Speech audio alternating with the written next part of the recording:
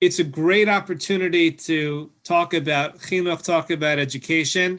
This class is dedicated to Emma Kirschblum, and unfortunately, we did not have a kiddush live in person, but Sroli and Ricky had a baby, and we didn't have a chance to have a kiddush in person, so we wanted to dedicate this to Emma, and it's exciting to be able to celebrate a new chapter, to become new parents for the first time. So a really big mazel tov to Srili and Ricky, and I want to thank them for letting me do this. Certainly wanted to celebrate their daughter, and this is a way of doing it. And we scheduled it around Srili's academic schedule, and we wish him best of luck with that.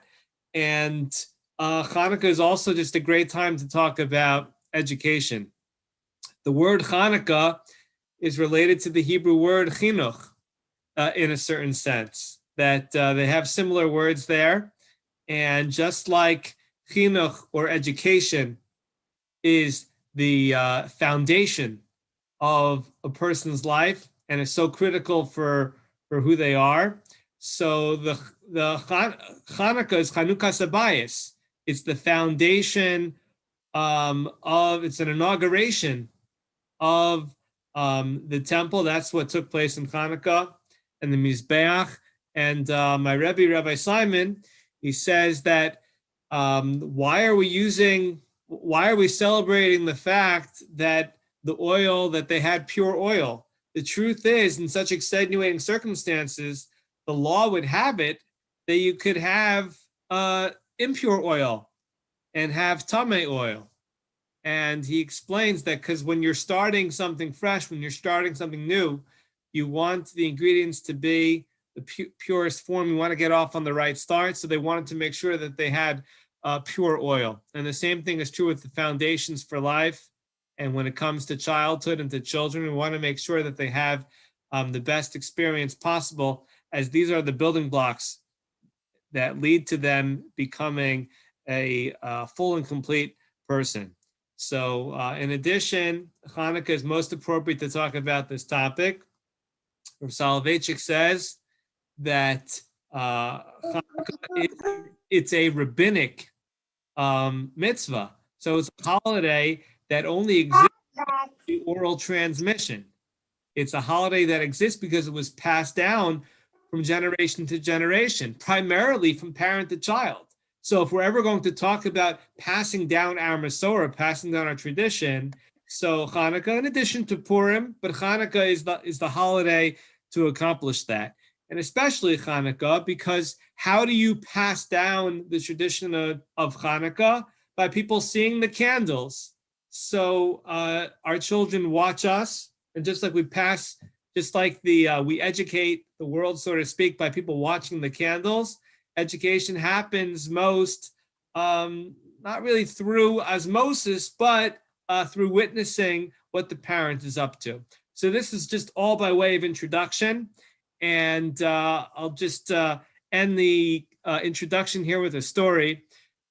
This story comes from the great psychologist, Dr. Pelkovitz, who says that there was once a boy who was being told by his parents over and over and over again, to the extent where it was really impacting their relationship, that he should go ahead and he should wear tzitzis. And he never wore tzitzis under his garment. He was always obstinate when it came to that. And then that boy grew up and became a parent. And when he was parenting his child one day, his child came running home from school and said, "Guess what I learned? I learned about tzitzis. Can you show me your tzitzis?" He wasn't wearing any tzitzis, and he called up his parents. And he said to his parents, "Now I understand why you wanted me to wear tzitzis." So that's just one story of many where children try to mirror their parents. And I now want to that's the end of the introduction. This class will have two sections. I guess just as a point of emphasis here, I'm giving a class on parenting, not because I think I'm an expert on parenting at all, not in the slightest. It is extremely, extremely challenging, but I wanted to take advantage of the opportunity here that Sroli and Ricky presented to us, that we could all focus on the wisdom of the Torah to see how we could become better at navigating the very difficult waters that is 21st century American Judaism. So there's going to be two parts here. The first part is going to talk about an overall kind of general approach to parenting. And the second part is going to have some very specific examples of parenting techniques. Again, it's not because I'm an expert, but it's because I wanted to take advantage of the opportunity that we could all focus on some of the wisdom that I think the Torah has to offer for advice here. So I want to start off actually talking about the pandemic. And the pandemic has been very challenging, but there is light at the end of the tunnel. And the light at the end of the tunnel is a vaccine. And first of all, it should be of no surprise that anybody who's eligible and who can get their hands on the vaccine and take the vaccine, strongly encouraged to do so with medical experts' guidance. And the reason why I mention that is because how does the vaccine work? As we know, what has become famous throughout the world is the image of the virus itself. It seems to have many different prongs to it. It seems to be circular or has some, I don't know how to describe it, but tentacles sticking out of it. And this virus can make its way into the bloodstream, and it can wreak a lot of havoc and cause lots of damage. And what the vaccine does is, and I reviewed this with the doctor earlier today, but I think it's quite appropriate to talk about here. What the vaccine does is that it covers these balls with a film, if you will, and so that it doesn't have such a strong impact on the bloodstream, and it kind of blankets it so that it kind of mitigates the impact that it could have. The reason why I share this is by way of introduction to this first section, to part one. And I strongly believe that all people will attach themselves to some sort of influence. Question is what that influence will be.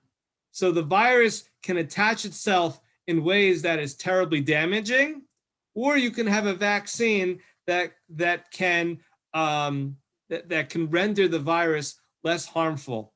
And I think I see my father's on the call, so maybe at the end of the class you can correct all this, all these attempts at biochemistry. But I very much believe the same thing is true with the human psyche. We are going to be influenced by something. The question is, what is going to influence us? Nobody exists in a vacuum. You can't just say, oh, I'm going to be here and there won't be any influences. So how do we make sure that we do the best we can with the influence of Greek culture, the influence of secularism, and to a great extent, for the purposes of this class, view them as synonymous. We have to get real with ourselves. We can't just detach from secular culture and say we hope secular culture doesn't have an impact, or secularism doesn't have an impact. We'll talk about the full extent of that in a little bit, because you need to attach yourself to something, because by attaching yourself to something, that is going to impact who you are and how you are, and it would be foolish and foolhardy. And this is lesson number one, I think, from the Torah, that we need to fill up the extent of what influences us, and that is the best way in terms of dealing with secular culture. So where does this come from? I'm going to share my screen. Hold on a second over here. I will do this in just a moment. All right, here we go. I'm going to share my screen. Say goodbye to Washington State. Okay. All right. You look in Devarim. Devarim is one of the, I just read an article by Rabbi Jonathan Sachs about how Devarim is like penultimate Torah text learn in so many ways. And anyways, beginning of chapter 4, verse 4, about Vekim, so you should make sure you have Dvekus, you have closeness to Hashem, and it's going to lead you towards having this great life. Okay, sounds very nice, but the Torah has a lot of issues with this concept. What is dvekus? What is, and the reason why I say clinging, the reason I want to put that image in our minds is physically,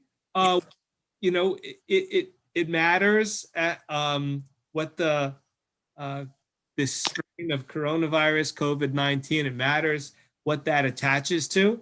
It's existential. And spiritually, psychologically, it matters what we connect our attention to in terms of influences. So I think it's really ineffective. Torah is going to tell us to just detach without having anything to replace it, because we're going to attach to something no matter what. So, Rashi tells us, and Chazal is really bothered by this, and I really like to review these sources from a chinuch perspective as you raise a child, to really think about this. It says, and the Gemara is bothered by this.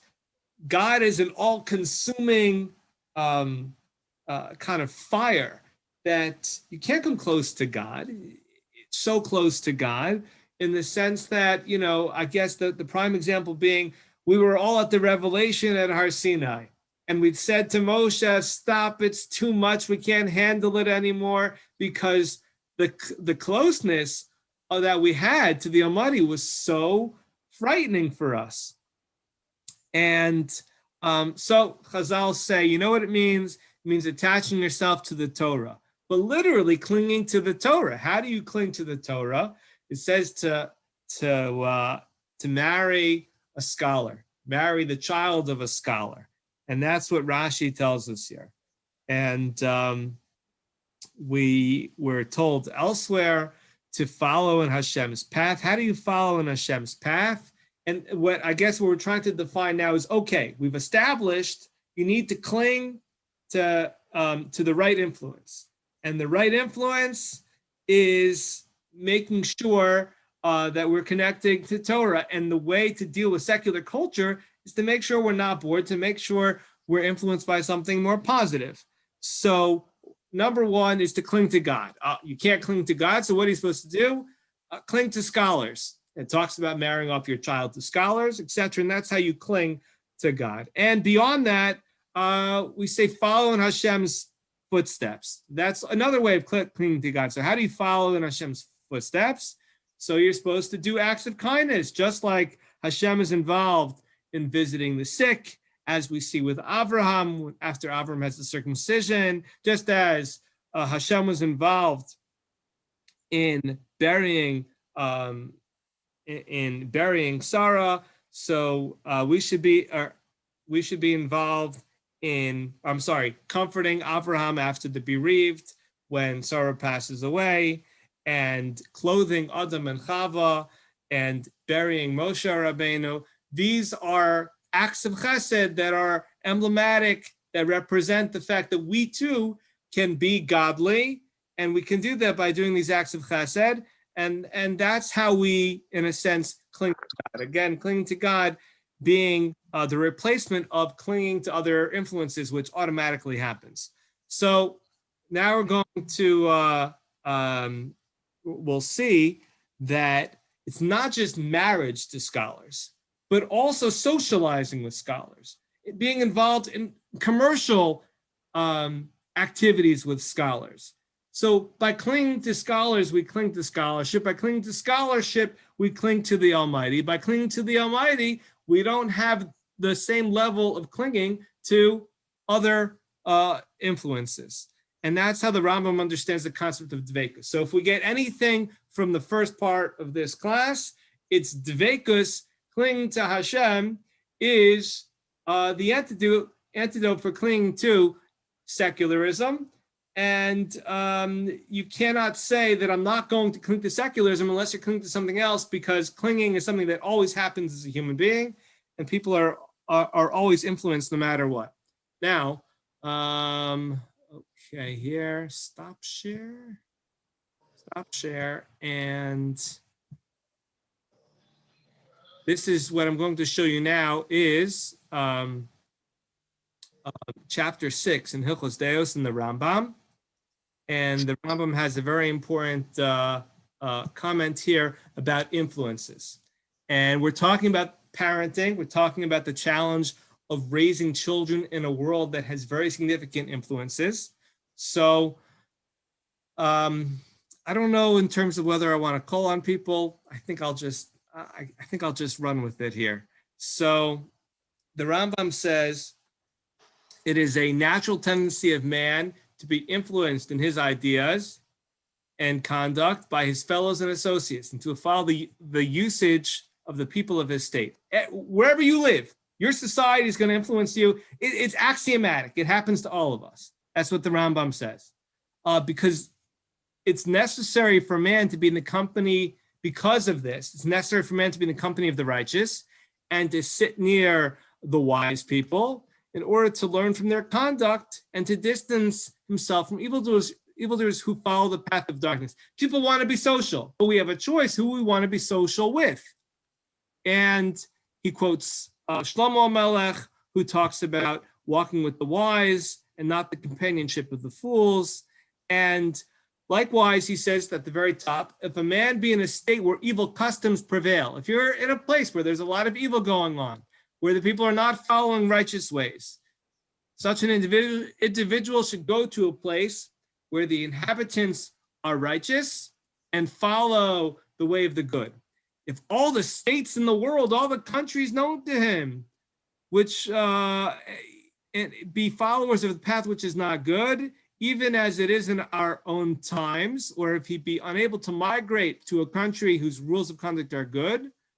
And he gives examples. Sometimes you have societies that are obsessed with warfare. Sometimes they just have lots of sickness. So such an individual should isolate himself and live in seclusion, which is crazy because you and I know from the pandemic that living in seclusion is so challenging and it's so difficult. But the Rambam says that, look, all of us are going to be influenced. And we have a decision. He's taking it to the extreme to show us that we have the free will to decide what influences us. And if there's no place where the influence is good, seclusion might be an option. And the Rambam knows how mentally challenging that is.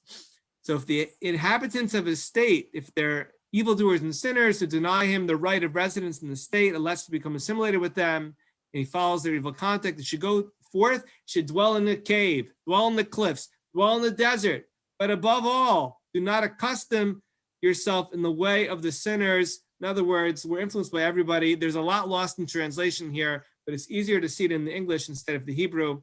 And this is followed up with exactly our topic at hand, where the Rambam says it's a mandatory commandment to go ahead and have dveikus, to cling and cleave to wisdom through wise people and their students in order to learn from them. And the Rambam even says, is it possible to cling to God? God is not physical. So he explains that he says, take for a wife the daughter of a wise person and vice versa, and do business with them, eat and drink with wise people, and associate them in every form of companionship possible. So, okay. That's what the Rambam says, and I wanted to share that with you all. And people should understand that psychologically, it's impossible to say, oh, I'm not clinging to anything at all. It's not true. We're always going to cling to something. And for me, and maybe people don't relate to this, but for the virus to cling to something so that it doesn't infect us is a very powerful imagery. And the same is true for us in terms of our personality. And the marriage point here, where he talks about socially being married to wisdom in a sense, it shows you how we can use our intellect to think through the difficulties that present themselves through secular culture. And why are we talking about all this? Because being in the 21st century in a secular society is very, very, very challenging. So if we're not prepared by talking about it with each other like we're doing right now, it's going to be exceedingly difficult. So financially investing in scholarship and in scholars is very important, because part of who we are by definition are our resources, and investing those resources in the right way shows our family, shows our children who we are, how we define ourselves. And that's what I think the Rambam and others are getting at. I wanted to share, we're almost done with the first section here, just another couple minutes. The Meshech Chachma of Meir Simcha of Dvinsk. So, then I'll come. Yeah. Should we just call it a night? No, I want to. No, we have to order stuff. I thought you just ordered. Elliot, you got that? Okay, thanks. No, I won't. Waiting for you. Hold on. Some things. Yeah. For the shower. All right, there we go. I got it. Okay. So the Meshech Chachma says, where elsewhere we are told that in Devarim again, where there's so much important a philosophy and worldview, that we should revere Hashem, and chapter 10, verse 20, and only serve Hashem. And this is juxtaposed to the idea that that again, uvot tidbak, that we should cling to Hashem.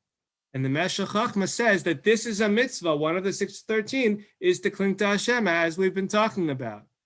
And it's very interesting. I didn't notice this till just now, that it juxtaposes worship of Hashem to clinging to Hashem. And this is the commentary now of the Meshech Chachma. So, 1 second. Let's see if I can pull this up again. Uh-oh. Hold on.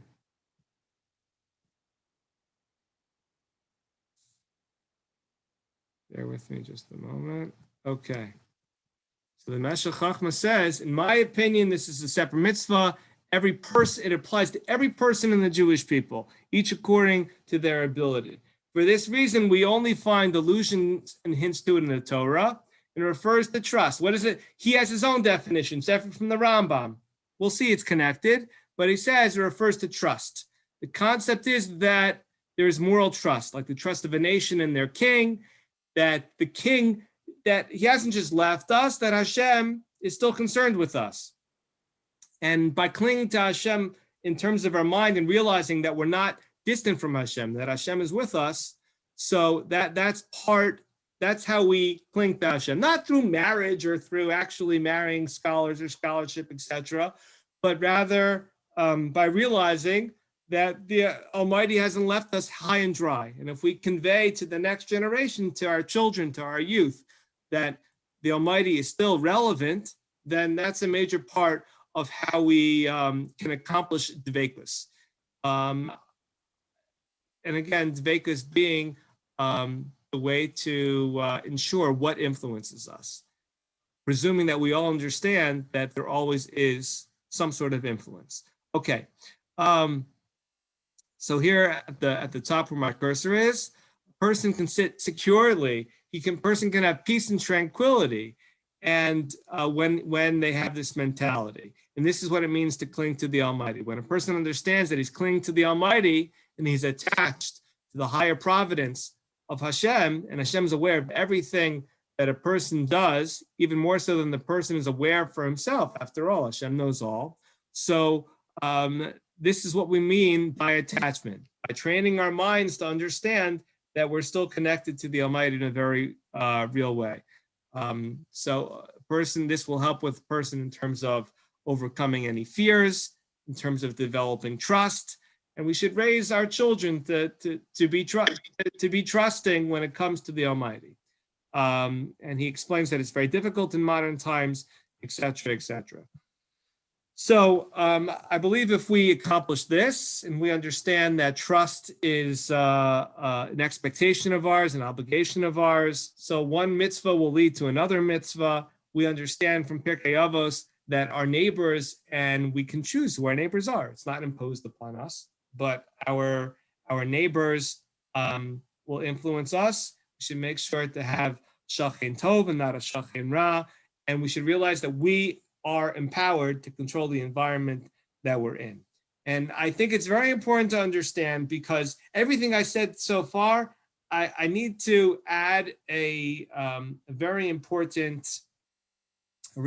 caveat. We are not saying that secular culture is bad. That's very important. We should never teach our children that secular culture is bad. It's a matter of what fills up the time and the mental energy of what influences us. And the Medrash tells us that we say, Yesh chachma b'goyim, there is wisdom among the nations of the world. And it's a beautiful idea about how do we look at the world.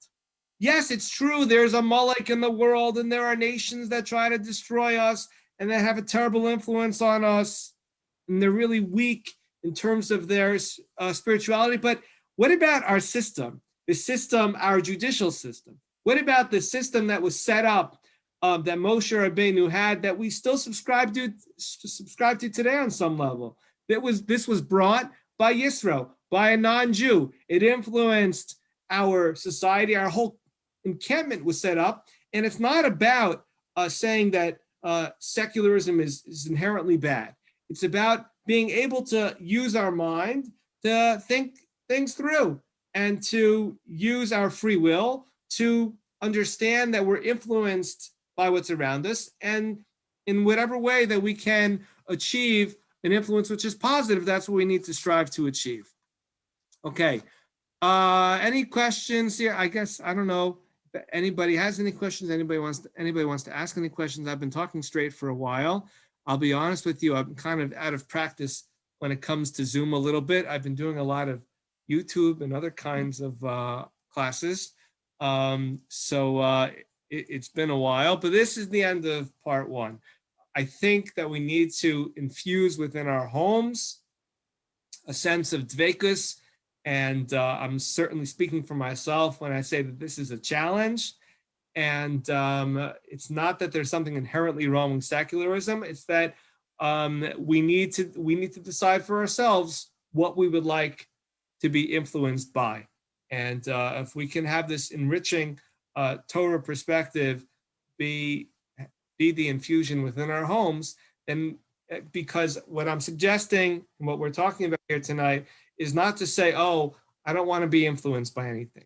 Look, at the end of the day, we're all going to be influenced by something, but it's not a zero-sum game, and we can really do the best that we can. It's not all or nothing, but we can really do the best that we can to say that we can choose for ourselves who influences us and what influences us, and not that we just won't be influenced, because I think that is a very short-sighted way of looking at how the Almighty, the Creator, made a human being. Okay. Rabbi? Yeah. Hi, thank you so much. Very, Yeah. very interesting. So I have a question in regards to expounding on the issue of, that we shouldn't say secular is bad, but when it comes to I agree, and when it comes to kids in school having, a separation between Judaic studies and Jewish studies. Yeah. And then, by creating that system, it's like, okay, now there's secular, and then there's Jewish studies. But how do you bridge the gap in helping to your children understand that, yes, math is important, social studies is important, and how do you bridge it with Torah thinking and why it's important? Like, what would you say to them? I mean, I think if I could synthesize your question, you're saying, what do we tell our children about math and science? First of all, math is not secular. Math is all over the Gemara and all over the Torah, Same thing with science. I mean, we encounter science and we encounter the creator. But I will say it's a very fine line. And when we teach our children about these other subjects, we need them to understand it within the context of Torah. The Almighty created the world. We want to learn about the world because it was created by the Almighty. And we use science to best appreciate Hashem. So that's with regard specifically to that question. But save the other questions. I want to start part 2. Write down your questions if you can, or put them in the chat box if you want as well. It's very important today, especially during this pandemic, and I would say even for Emma, even for a six-month-old child, that a parent is able to get over whatever reservations they might have. And I know from a mentor of mine, he thought it was very important today, and to have a strategy of teaching children how to play. Play is very important, and they should be able to play with you. And to get on your knees, get down on the floor, and whatever games they're playing, to be with them.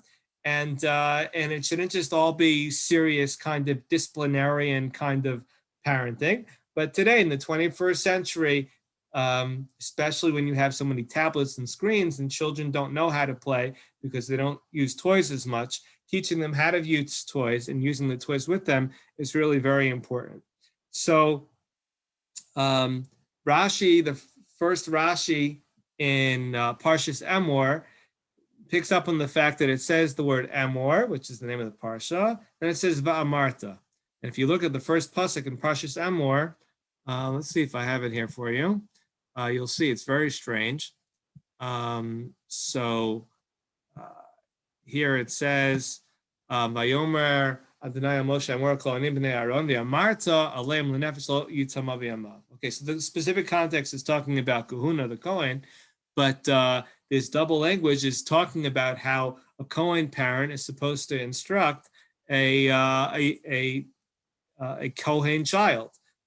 And that's the context. So there's an insight here into parenting.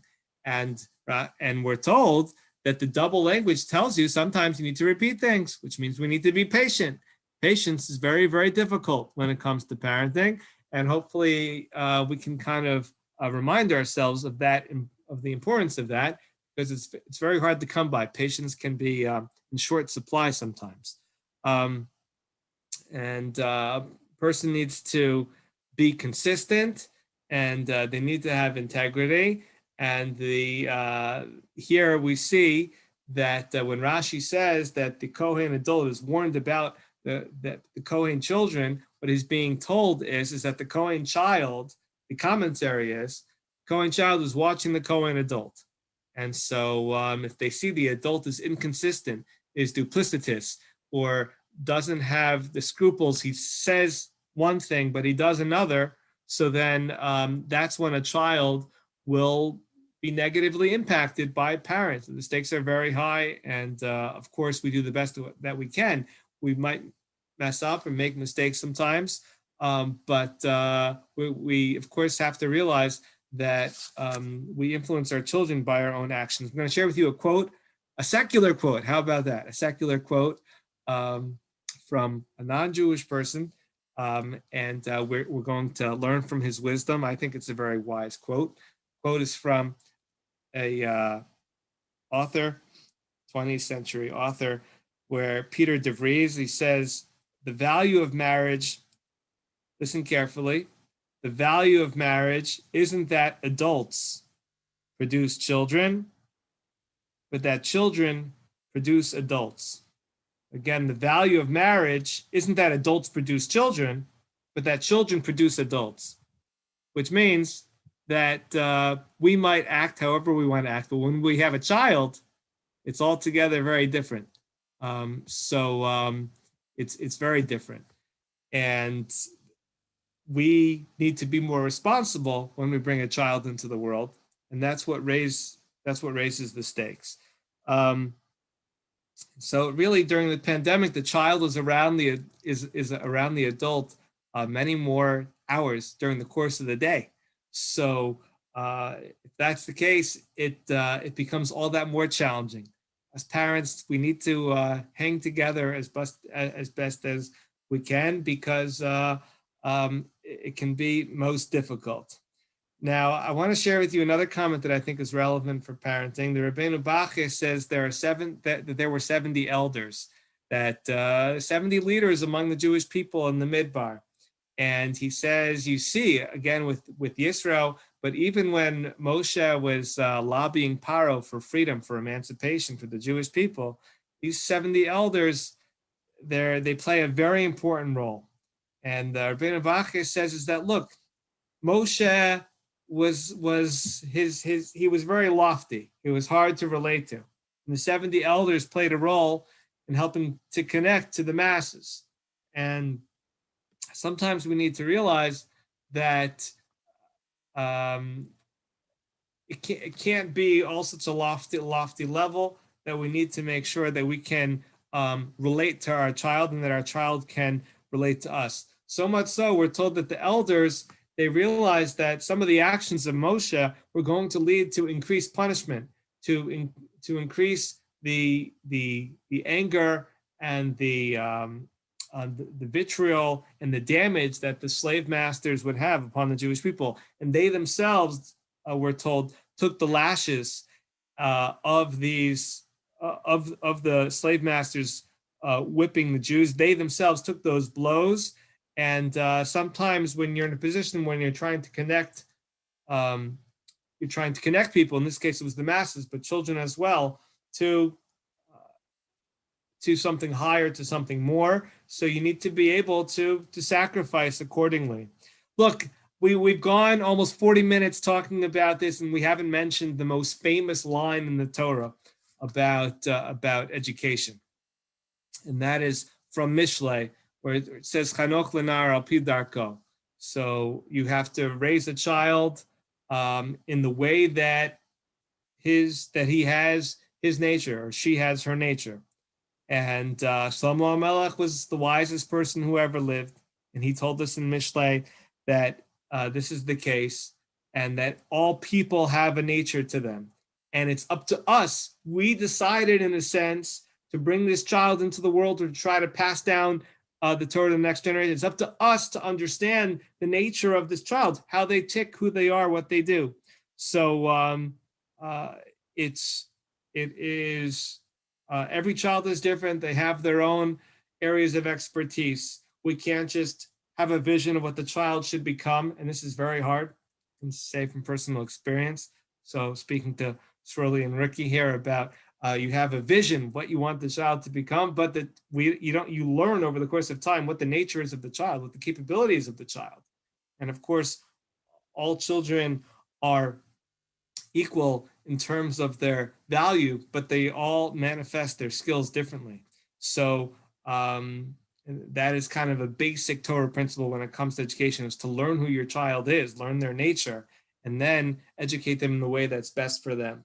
So lastly, when it comes to Chanukah, we talk about that the Chanukah observance is the candle, and the candle is Ner Ishu Beso. It's the house. It's the domestic focus that we need to have. It's about what our house is like and what our family is like. And so we when we light the candle, we think of the fact that we want the Torah, which is compared to a flame, to be part of the definition of our home. And to a great extent, Chanukah is about that. It's about influencing others, Persume Nisa, but doing so with it, knowing who we are on an internal focus.